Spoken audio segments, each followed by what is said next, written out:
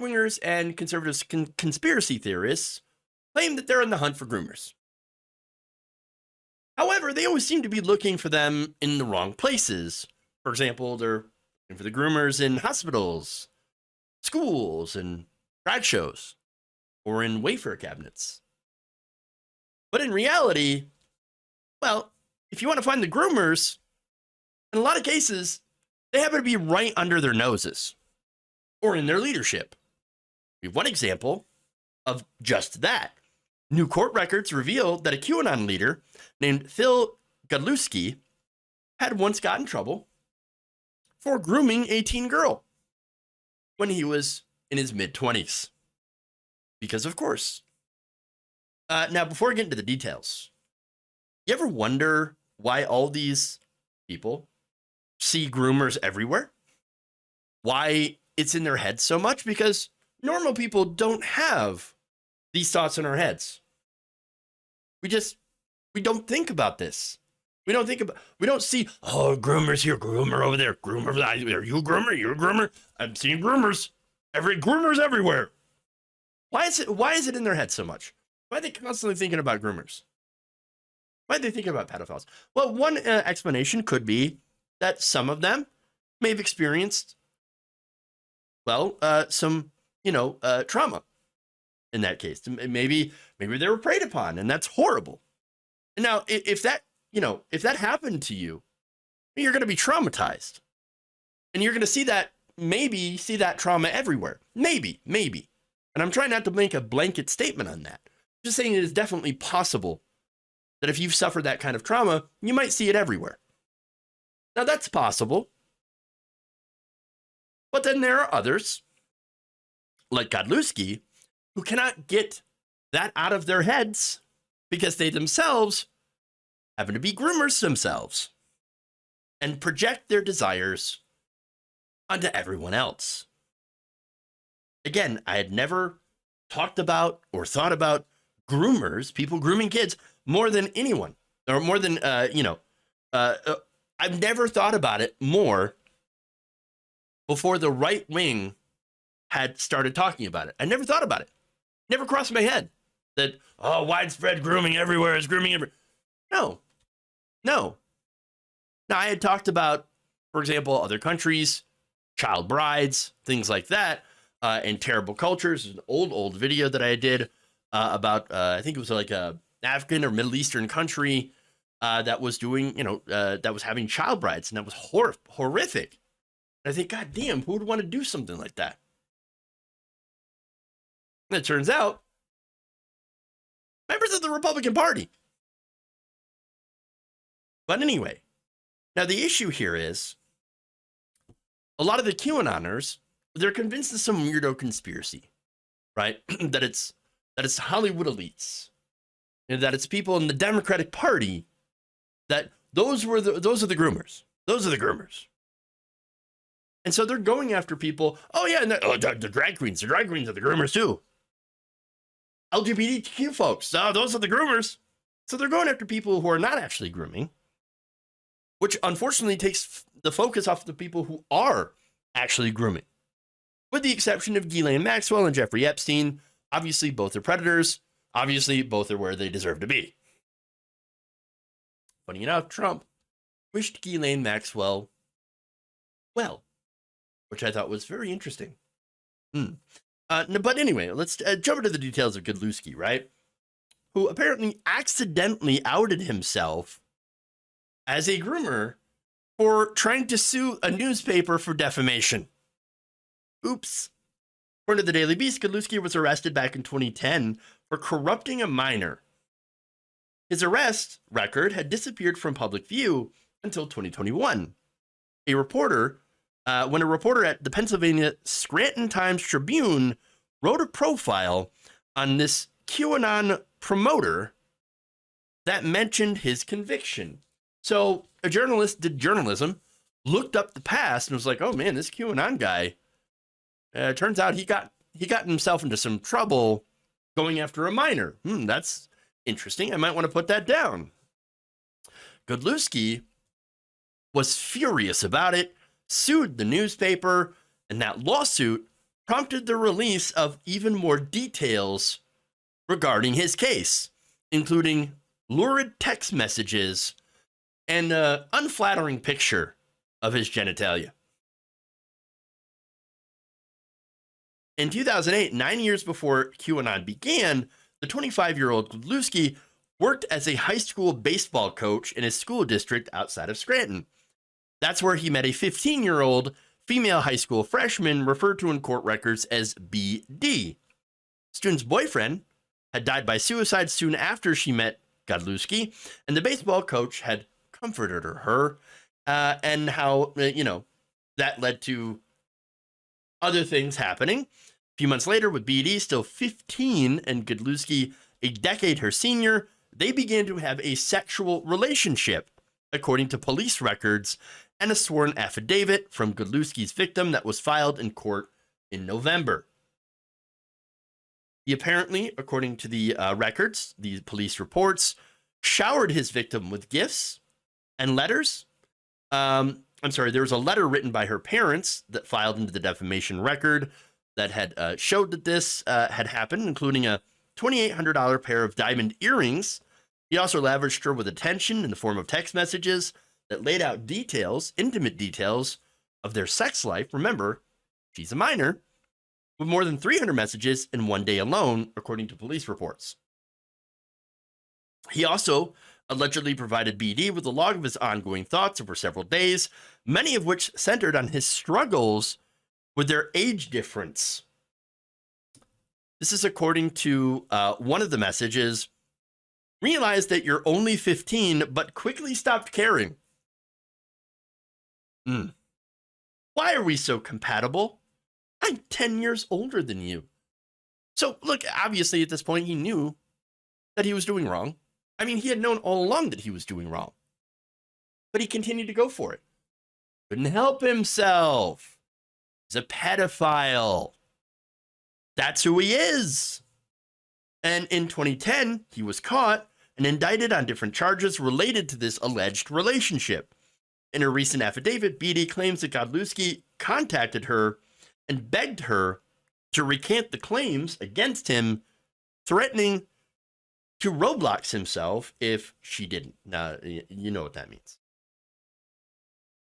In response, according to her affidavit, she stopped cooperating with law enforcement in the case.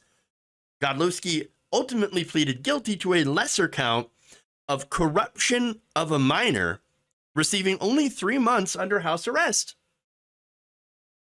Gene, what a nice little slap on the wrist there that he gets. And then it just disappeared. And then he goes into QAnon. And look, he made quite a living off QAnon, which again, I remind you, is a movement that claims that it is Democrats and Hollywood elites that are like having, that are basically raping children and sacrificing them and drinking their blood. He now has more than 600,000 followers on Telegram and 156,000 subscribers on the YouTube alternative Rumble.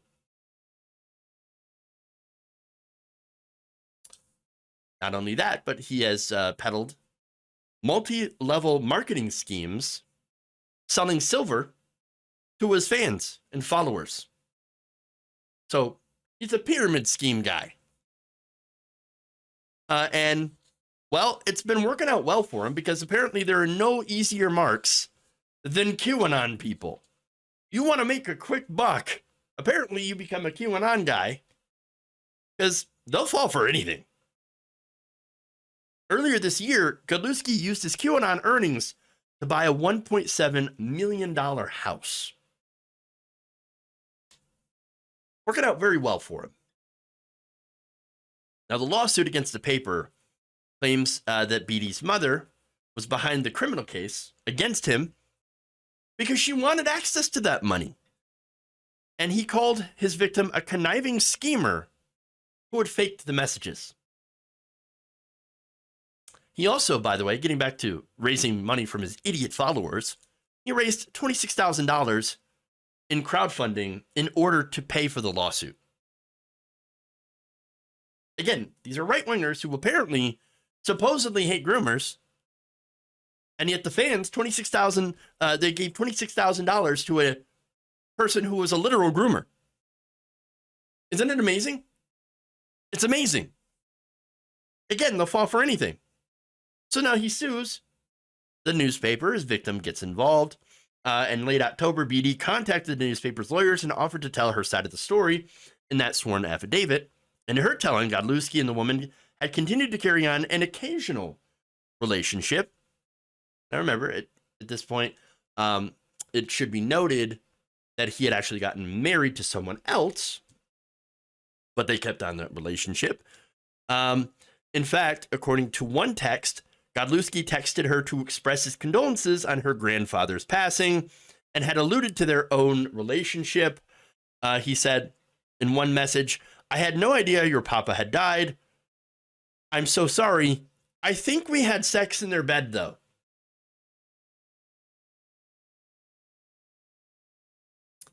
I mean, there's so many other gross things in the story that, something like this normally would pass. As in, like, oh, this is not one of those things that's, like, as gross, right? Oh, I mean, true, it's not as gross as everything else that he had done. But when you think about it, that's also really fucked up.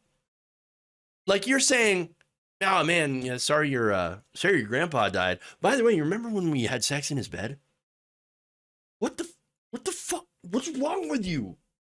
What is wrong with you? Well, there's a lot wrong with him. So many things. Now she responded, "We've probably had sex in like 40% of the homes in northeastern Pennsylvania."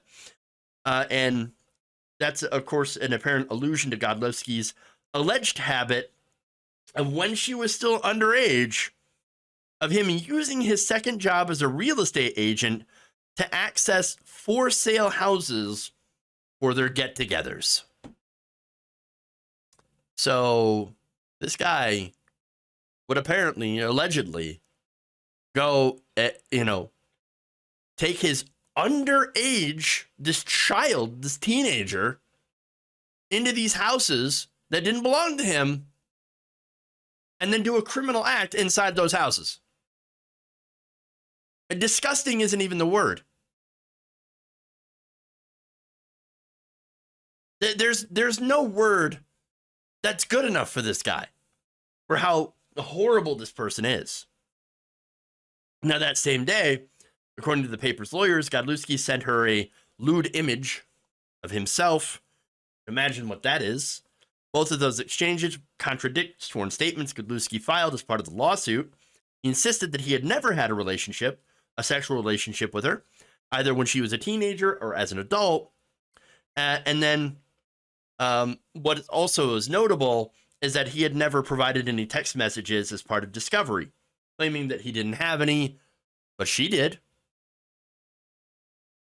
These text messages did not slip his mind, the newspaper's attorney wrote in November motion. He intentionally failed to disclose them in discovery for this lawsuit.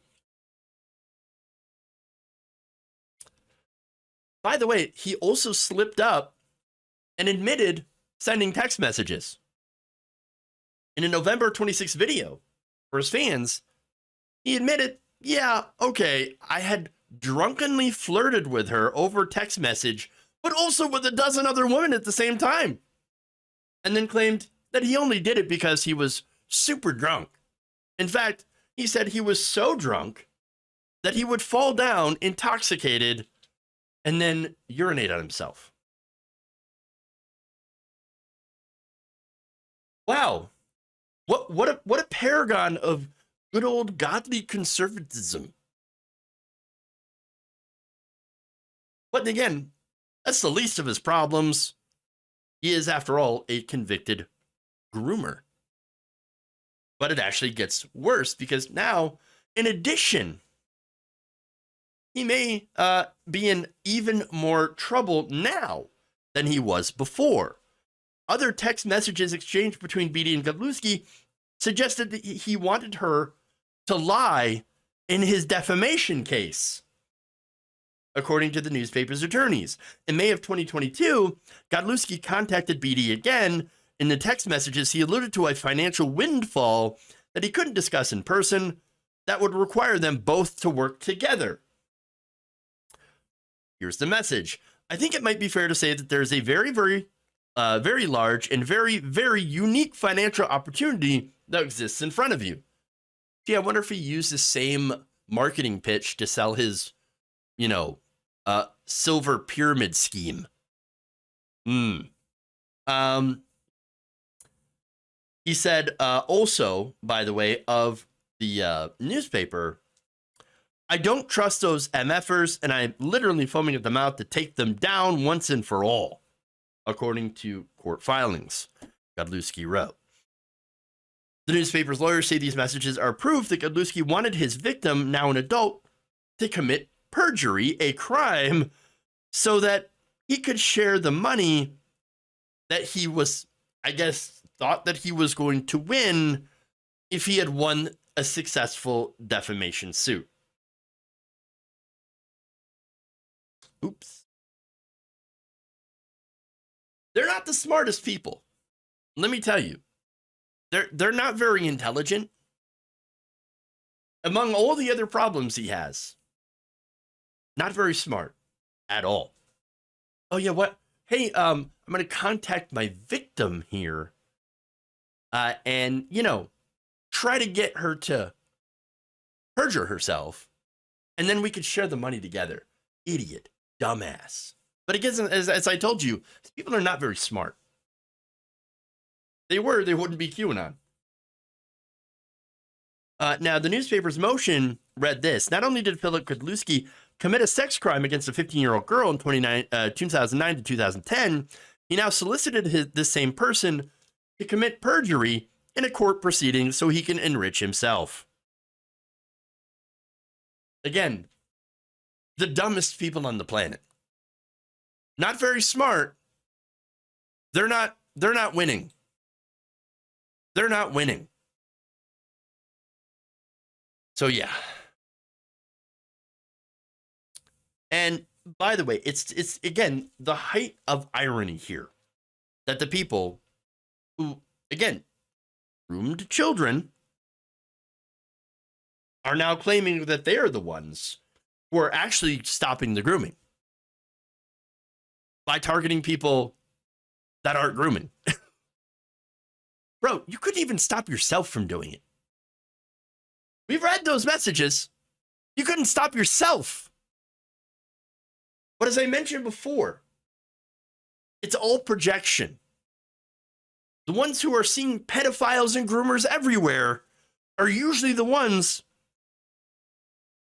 that are the most prone to being those very things.